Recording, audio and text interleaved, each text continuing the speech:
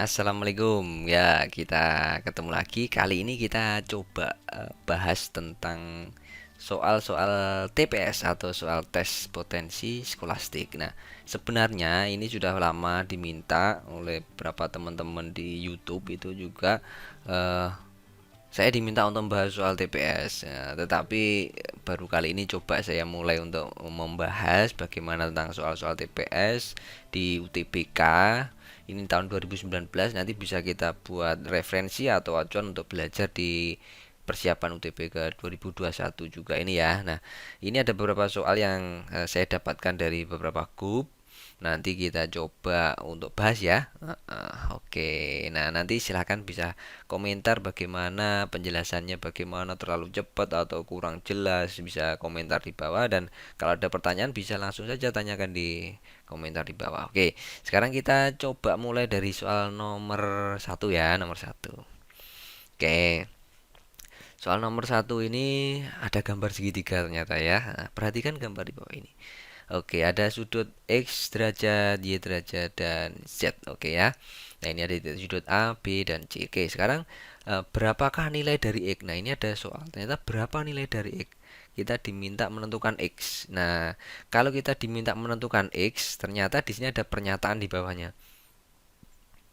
Pernyataan satu, 7AB sama dengan 5BC sama dengan 5CA.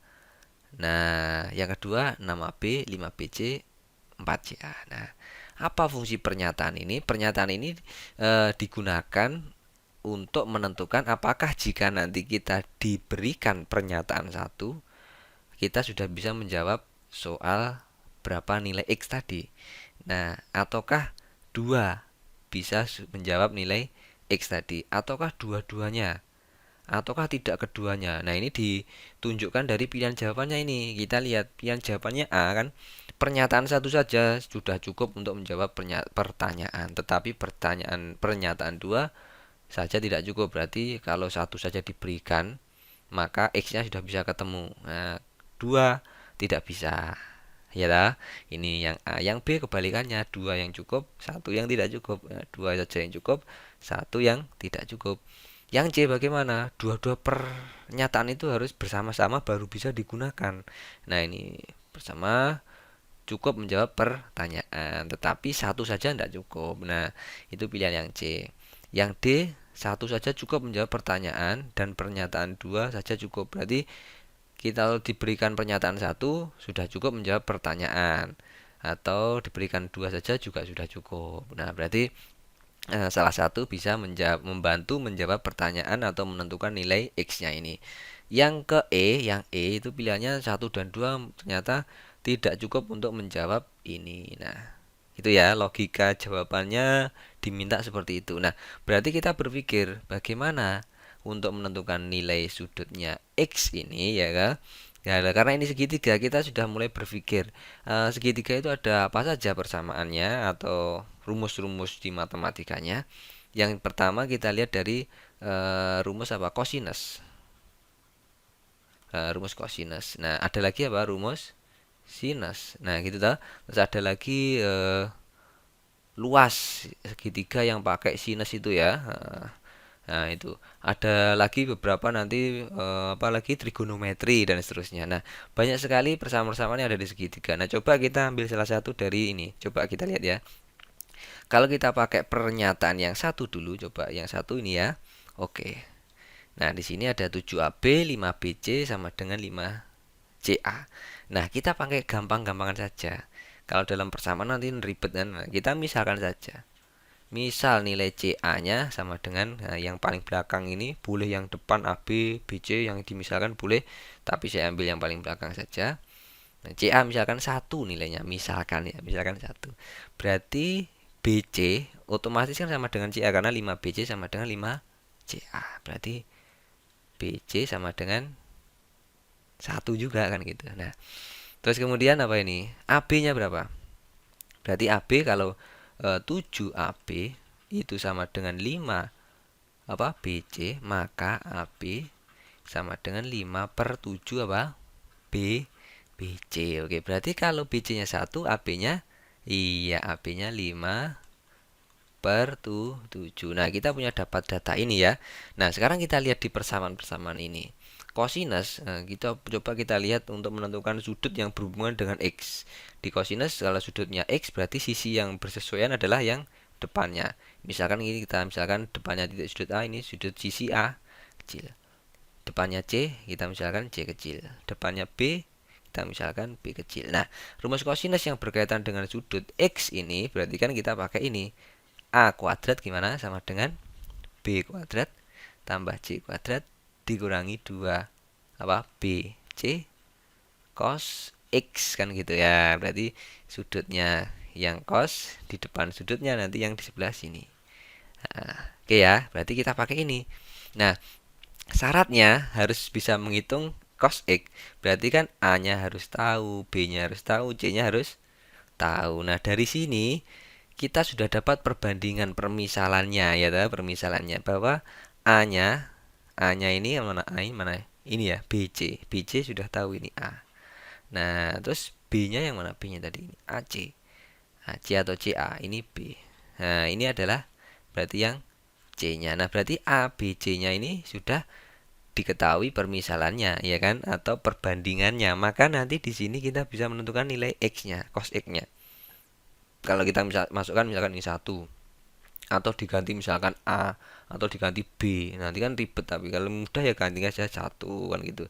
Ini B-nya berarti berapa? Ya 1 toh, ini 1 kuadrat ditambah C-nya 5/7 kuadrat dikurangi 2 B-nya berapa tadi? 1 dikali C-nya 5/7 cos X derajat. Nah, dari sini kita bisa menentukan cos X dengan ini dihitung, pindah ruas, nanti ketemu perbandingan cos X sama dengan titik-titik per titik-titik kan gitu. Nah, kita tidak diminta menentukan ini, tapi kita diminta menentukan apakah X-nya bisa dicari kan gitu. Berapa nilai X-nya nanti kita bisa menjawab itu kan gitu kan, logika jawaban pertanyaan tadi. Berarti kita nggak perlu nyari nilainya X-nya berapa, meskipun bisa dicari kan gitu. Tapi kita perlu pahami saja syaratnya bahwa untuk menghitung kosinus sisi-sisinya ini harus diketahui ya. Sisi-sisinya harus diketahui. Kalau kosinus berarti kita pakai perbandingan aja. Perbandingan gimana? Di depan A per sin yang di sudut yang dihadapkan ini berarti X kuadrat kan gitu. Nanti sama dengan sisi B-nya berarti per sin Y kan gitu. Sin Y kan gitu, Y derajat. Kalau C berarti per sin apa? Sin Z derajat. Nah, ini berarti yang paling memungkinkan untuk menghitung dengan data yang diketahui ini adalah rumus kosinus. Dan ini sudah cukup. Nah, ini pernyataan satu berarti sudah oke, bisa menjawab. Sekarang pernyataan yang kedua. Pernyataan yang kedua bagaimana? Pernyataan yang kedua ini sama kan, setara dengan pernyataan satu, cuma nilai perbandingannya yang dirubah. Tapi di sini kan nanti kita bisa juga menentukan A-nya berapa, B-nya berapa, C-nya berapa. Kalau di sini berarti kalau misalkan ini 1, berarti BC-nya ini jadi 4/5 kan gitu aja. Iya kan? Nah, ini jadi berapa? Nah, kan tinggal dihitung 4/6 kan gitu aja. Iya tuh? 4/6 bener ya? 6/4 atau 4/6? 6/4 ya, kebalik 6/4. AB-nya 6/4. Nanti dimasukkan ke sini. Tek tek tek tek, bisa ngitung nilai X-nya juga. Berarti gimana? Nomor 2 juga bisa kita gunakan untuk menghitung nilai X. Pernyataan 2 itu membantu kita menghitung nilai X. Artinya 1 saja cukup, 2 saja cukup. Berarti pilihan jawabannya yang mana? Yang D ya. Oke. Gampang. Itu caranya menjawab soal nomor 1. Oke, lanjut. Nomor 2 ya. Nomor 2. Oke. Oke, ini soal nomor 2 ya. Nah, sekarang kita coba nomor 2 itu bagaimana ya soalnya ini. Jadi ada segitiga A, B, C. Oke ya. AC-nya 7. AC mana AC? 7. Ini AC-nya 7 ya. Sudah fix diketahui 7 ini. Kemudian ABC siku-siku di C. Berarti ini siku-siku di sini ya. Oke. Kemudian apa ini? CD merupakan garis tinggi. Berarti ini garis apa? Tinggi. Oke ya, garis tinggi. Berapakah panjang CD? Kita diminta menentukan CD. CD yang mana? Garis tinggi ini. Oke. Pernyataan BC. Oke, pernyataan. Jadi yang pertama pernyataannya BC sama dengan 5. Berarti kalau BC-nya 5 ini ya. BC-nya 5, oke.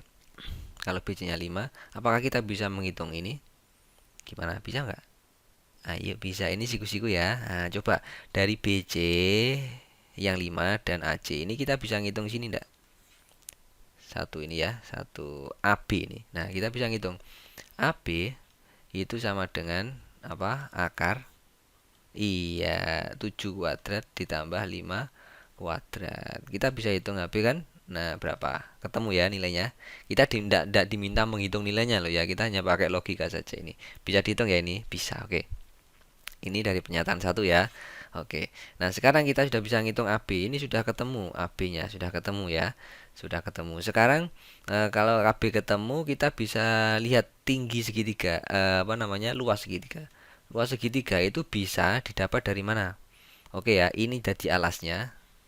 Ya adalah setengah dikali 5 dikali 7, ini kan tingginya juga. Oke ya. Atau bisa dari setengah. Ini alasnya AB dan ini tingginya. AB tadi sudah ketemu nilainya dan tinggi. Nah, dari ini bisa dihitung enggak? Ini AB sudah ada nilainya dari sini tadi. Oke, berarti T-nya bisa dihitung enggak? Bisa. Oke ya, berarti pernyataan yang satu ini oke. Nah, oke ya. Nah, sekarang coba kita cek pernyataan yang keberapa? Yang kedua ya, dua apa ini? BD 5, BD 5, BD 3, BD yang mana ini? Berarti ini kita anggap sudah hilang. Nah, ini kita hilang. Sekarang kita ke pernyataan yang kedua. Berarti ini yang diketahui apa? BD. BD mana BD? 3 ini ya BD ya. BD ini 3 ya. Oke. Nah, kita diminta menentukan T. Nah, sekarang kita cek. Teman-teman masih ingat enggak apa namanya? Rumus segitiga yang ini? Coba. Ya ini dia. Coba ini masih ingat nggak? Ini kalau nggak salah di SMP ya ini. Oke. Nah, saya geser dulu coba. Saya geser dulu. Oke, ini biar jelas ya. Ini geser dulu sini ya. Kecilkan.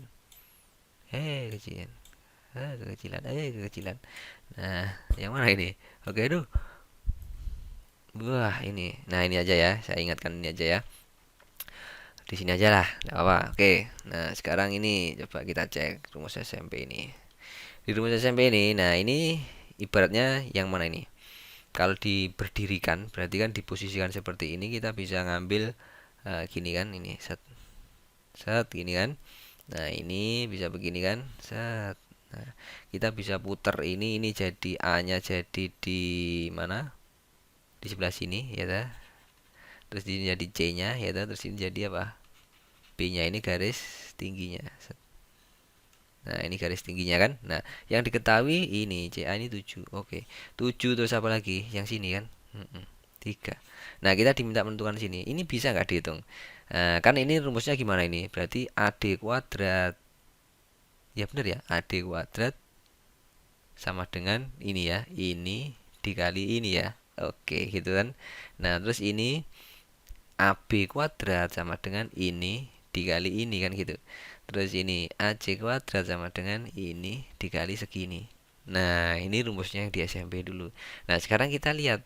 Kalau di sini kita mau nyari T, ini mirip dengan yang mana? Kita harus ngitung dulu apa? Ngitung dulu yang sebelah sini. Bisa dihitung lewat mana? Bisa dihitung lewat mana? Yang mana? Yang ini bisa ya? Ini bisa kan? Atau yang ini? Yang mana? Yang ini bisa ya, yang ini bisa kan? Yang ini kan bisa. Jadi yang diketahui sini ya toh, berarti ini x min, misalkan ini segini adalah x, ini x min 3, berarti kan ini kita bisa ngitung 7 kuadrat sama dengan x min 3 dikali berapa? 1 utuh. Berarti x. Nah, dari sini kita bisa menentukan nilai, bisa dapat nilai X-nya berapa, kan bisa ketemu kan nilai X-nya. Berarti ini ketemu X-nya. Nah, sekarang kalau mau nyari ini, berarti yang berkaitan dengan ini yang mana? Yang ini kan. Nah, yang ini kan. Kalau ini sudah mau dicari tingginya, berarti kita tadi ini sudah ada X-nya ketemu.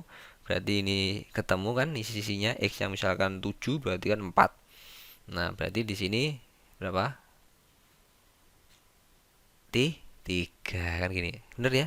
Kalau X-nya tadi ketemu misalnya 7 ya berarti di sini 7 min 3 berarti 4. Berarti di sini kan 3 ya kan? Berarti ini sudah memenuhi ini kan? Nah, ini ketemu ini ada berarti tingginya sudah bisa dihitung. Berarti yang dua juga bisa berdiri sendiri, kita juga bisa ngitung nilai T-nya. Artinya apa? Satu dan dua, satu bisa menentukan sendiri, dua juga bisa menentukan nilai CD. Artinya pilihannya yang D ini juga. Oke ya, benar ya? Oke, sip. Ini soal TPS. Silahkan isi komentar kalau ada yang perlu ditanyakan, dan silahkan mau komen, silahkan mau tanya, silahkan gitu. Mas kurang jelas, Mas kecepatan atau Mas bagaimana, silahkan komentar saja. Semoga bermanfaat. Assalamualaikum.